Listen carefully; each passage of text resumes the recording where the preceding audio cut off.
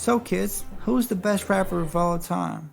Tupac, Nas, Biggie. Well, you legally can't call him that. He's the Notorious B.I.G. Sorry, Timmy. It doesn't matter who you think is the best, because you can learn from all of them. In this video, we'll go over the 5 rappers that you can learn from the most. Let's go. Notorious B.I.G. For the flow. If you listen to what B.I.G. was making at the time, you'll find the epitome of flow mastery. You'll notice how each word he uses fits perfectly with the one before, his verses reminiscent of complex puzzles. If you start studying the verses of the Notorious B.I.G., you'll get an appreciation of syllable counts, rhyme placements, and delivery patterns. You'd be able to extract various rhyme schemes to create a highly distinguishable flow. How to start? First, choose a quatrain and write it down on the map with a beat. Meaning, you should count out the bar and then position the words depending on when he says them in relation to the 4 beats.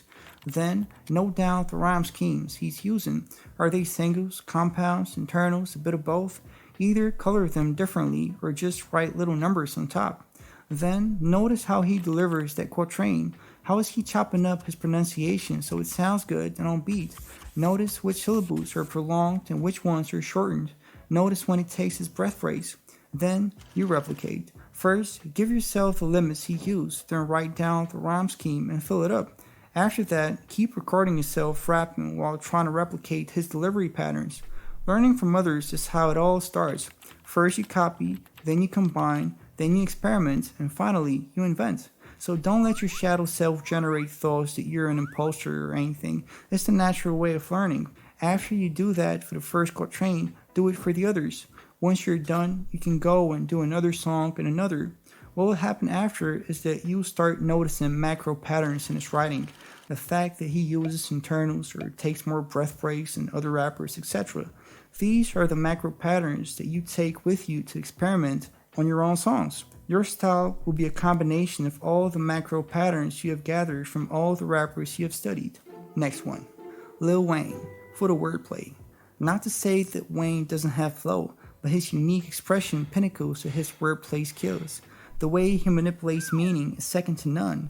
What you'll notice is how he sets up context to introduce a double meaning, how he rips multi-syllabled words apart and uses the single components independently through clever content. It is mind-boggling to witness this man's ability to invent complex metaphors and all the literary tools used by the masters of the written word.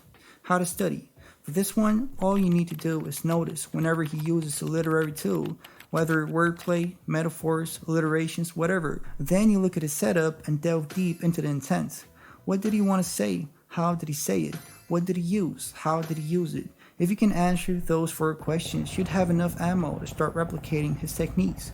An important aspect to understand is that you don't steal those metaphors. Using them in your lyrics is wrong because it shows no creativity on your part. What you do is go behind the metaphor and note down the mechanisms used to get to it.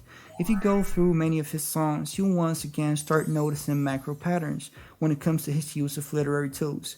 Is he creating a metaphor by using an object which has the same shape, color, location, etc. as the root word? When doing double meanings, is he setting it up with 1 bar or 2 bars? Is the content valid for only one of the meanings or for both? All of these macro patterns are what you take and use in your own songs. Alright, next one. Jadakiss for the punchlines. When it comes to learning how to write punchlines, Jadakiss is your rapper. His style can only be described as a sequence of hard-hitting bars that are word compositions which state truths, give sage advice, principles, observations, etc. If you start studying Jada, you'll notice how simple his rhyme trees are by how much he says with them. You can use a hat-badge rhyme set and blow your mind with it because his content is incredibly powerful. You'll witness how rhyme schemes, even if important, are not the most important aspect of rap. It is the content. It is the effect you have on your listeners. When you listen to some rappers, you don't listen to just bob your head. You listen to hear what he says because you get gems in those lyrics that you can use in your day-to-day. How to study. In order to get the most out of his lyrics, you have to forget about the rhymes, the flow, and the literary tools. You have to focus on the content he uses and how he packages it.